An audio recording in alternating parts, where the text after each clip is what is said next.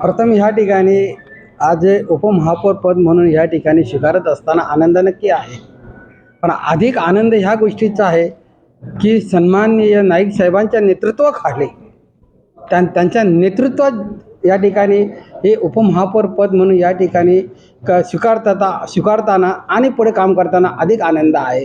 कारण नाईक साहेब हे संघर्षातून आणि चळवळीचे नेतृत्व आहेत.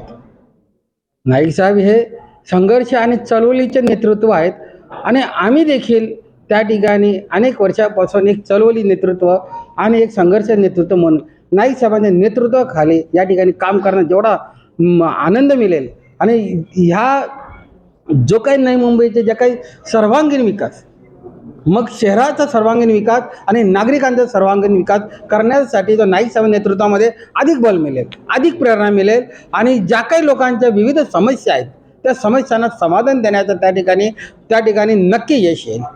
शिवसेना देखील चांगल्या संख्याबळाने निवडून आलेली आहे, मात्र आज त्यांनी आपल्या उमेदवारी अर्ज मागे घेऊन एक हात पुढे केलेला आहे. तर त्यांच्यासाठी विरोधकांसाठी कशी भावना असणार आहे सभागृह? वास्तविक बात सभागृह सर्वांचा आहे. सभागृहामध्ये जरी लेफ्ट आणि राईट जरी असले, परंतु ज्या वेळेला नवी मुंबईच्या सर्वांगीण विकासासाठी आणि नागरिकांच्या जनकल्याणाच्या लाभासाठी ज्या वेळेला सम विचार असेल त्यावेळेला तो सभागृह सम असेल.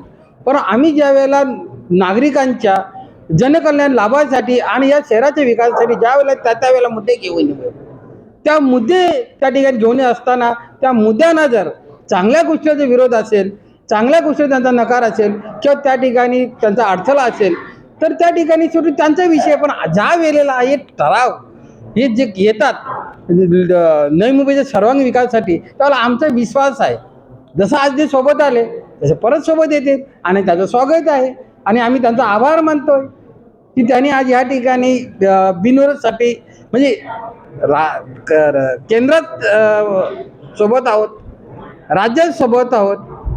आता त्याचा धागा पकडून या ठिकाणी आम्ही सोबत राहू असं त्यांनी सांगितलेलं आहे आणि पक्षीय प्रमुख म्हणून सन्माननीय उपमुख्यमंत्री एकनाथ शिंदे साहेबांचा आदेश आहे. शेवटी आम्हाला सर्वांना सोबत घेऊन जायचं आहे असं नाईक साहेबांचा त्या ठिकाणी आम्हाला या ठिकाणी सांगणं आहे आणि त्यांनी त्या ठिकाणी आम्हाला त्याची प्रेरणा दिलेली आहे की सर्वांना सोबत घेऊन जा. आपल्यासोबत प्रतिस्पर्धी कोण नाही, आपल्या प्रतिस्पर्धी असतील तो जो जनकार्य हा प्रतिस्पर्धी आहे, त्याला व्यक्ती प्रतिस्पर्धी नसेल. महापौर पदाच्या निवडणुकीला शिवसेनेने त्यांचा उमेदवार मागे घेतला, त्यावेळेस काय तुमचं थोडं टेन्शन वाटलं होतं का? नाही, कसं असतं की शेवटी या ठिकाणी टेन्शनचा विषय कसला आहे हो, ज्यावर 100% बहुमत आमच्याकडे आहे. नाईक साहेबांच्या नेतृत्वामध्ये 100% बहुमत आहे. टेन्शन कसलं हो? टेन्शन त्यांना होतं.